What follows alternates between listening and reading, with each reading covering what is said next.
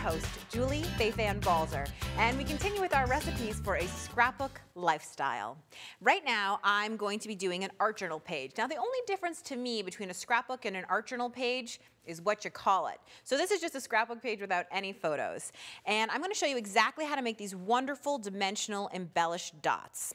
So the first thing you're going to do is this happens to be a journal that has watercolor paper in it. That's not actually that important. I see I flipped past where I want it to be, but you can see some of my other pages here. There you go, the wrong way. So I have my watercolor paper. It's a nice heavy paper. I'm going to use acrylic paint. I like to use a wide brush when I do my painting just because I'm lazy and it makes it go a little faster. You can see that I have blended my yellow and my green. And then I'm going to go ahead and I'm going to take a dimensional glossy paint pen, and I'm just going to pop off. This is a little plastic cap that when you get it right at first, it comes like that. And then I'm just going to scribble here to make sure that the pen is started. Once I'm sure that it's started, I'm going to go ahead and I'm going to draw out a couple different circles. And again, I'm not trying to be perfect. I'm just having a good time drawing out my circles. The next thing that I'm going to do is I'm going to create some simple doodles. So a triangle, that's an easy shape. Why don't I do a matching triangle on the other side? And hey, while we've done 2, why not do 3? So I'm going to go ahead and add another one. And 3, well, 3 always likes company, so there's 4. And then I'm going to go ahead and add a couple little extra things, like let's say an echo. An echo is just repeating the shape, either smaller or larger.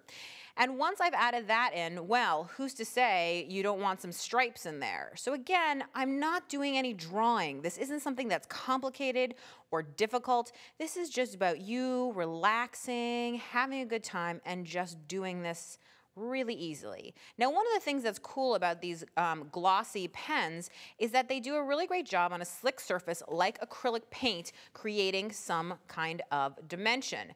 And you can see here, now I'm just doing some easy scallops. I'm just basically getting some good looking designs down. I can do a little star in the middle, whatever I feel like at that moment. And again, echoes, I think, make everything look good. So I'm just going to continue around with some easy echoes. The next thing is, I think this needs color, a lot of color. I'm a sort of more is more girl, so I love to add color to everything. So I'm just going to go ahead and I'm going to color this in. Again, you might want to start it on a piece of paper just to make sure that your pen is flowing. And then I'm just going to go ahead and scratch this in. And you will see that the ink from these pens really wants to flow. And so it goes right across the page, no problem at all. It just glides across there. So I'm just going easily. And you can see that even though this is a tiny ballpoint pen tip, it fills a large space surprisingly quickly, which I really like because, you know, I'm a lazy crafter.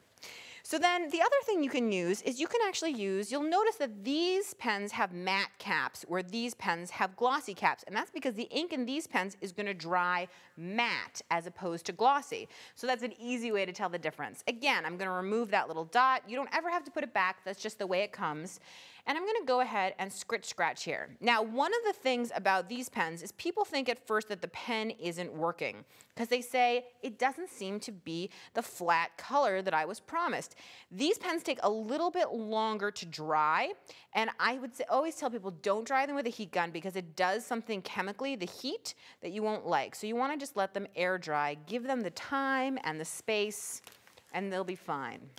So again, what are rules of colors in terms of adding, if you just are going to keep adding colors? Well, you know what I say?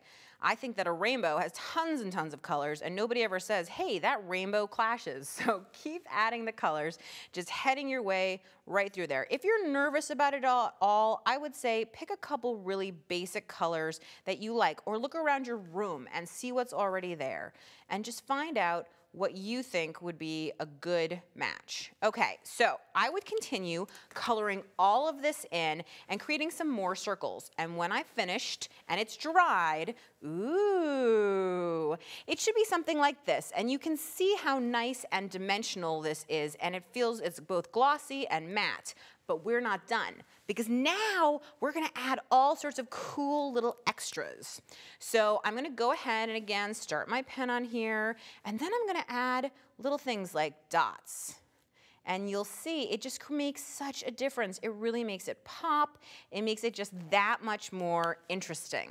You can also add dashes and lines. The amount of detail that you add is entirely up to you and what you feel like. Now, with the caps that are shiny, that is a transparent ink. So like for instance, you can see the orange through this green pen. However, with the matte caps, this is an opaque ink. So while it may not look like it at first, that you can see, that you can't see through here, when it dries, it's gonna be an entirely opaque line and you will never see that orange through there.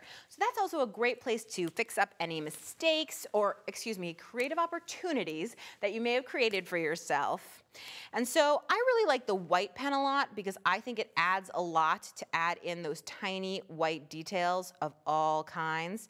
So I'm gonna go ahead and I'm gonna add those in and see what I'm doing right there. And you can see how quick and easy that is. So once you've done all your embellishing, and you can do as much or as little as you want, you'll see that I have something, ooh, that looks like this. Lots of different dimension and all sorts of stuff. Now I want to tell you how I finish the page. How you finish is up to you. I think it would be actually really cute to put a little photo in here. What I've done is I've taken a quote, life does not have to be perfect to be wonderful, and I've stamped that. These are just some hand-carved stamps. And by the way, this box was also done with these shiny dimensional paints. Isn't that cool? So I just would stamp this out, and you can see that, add some journaling, and there you go, an easy peasy art journal layout.